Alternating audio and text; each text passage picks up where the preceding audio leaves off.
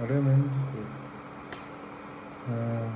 юм ингээ хоол ингээ юм үз ингээ хийж парт 2 өнөөдөр шүлтэн хоол хийж байна. Хажууд хоол маань буцаж байна. Шүлтэн хоолыг хажуугаар өнөөдөр өглөөнөөс болоод орой хүртэл болсон.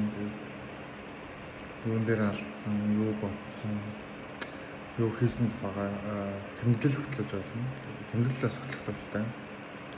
Өнөөдрийнхээс тэмдэглэлээс хөтлөж эхэлж байна. Та нар ч гэсэн бас ингээд хөтлөл бас гоё идэг. Өөрийнхөө дотор байгаа зүйлийг цаасан дээр буулгаад тэрийг өөрөө уншаад бодох гоё идэг. Энэ бол маш амархан. Нэг юм тэмдэглэлийн дэвтэр бодлоо тавьчих. Нэг юм тэмдэглэлийн дэвтэр бодлоо тавьчих.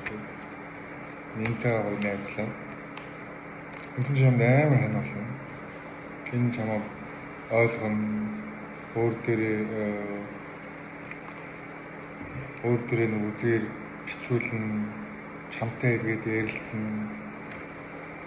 Тэгээд энэ өөр дээрээ одоо өөрт нь хавж үлдэн. Тэгэхээр дараа нь дахиад өөрч болно.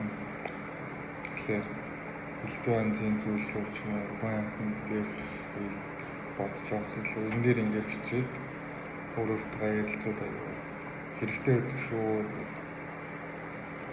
Ийм байна.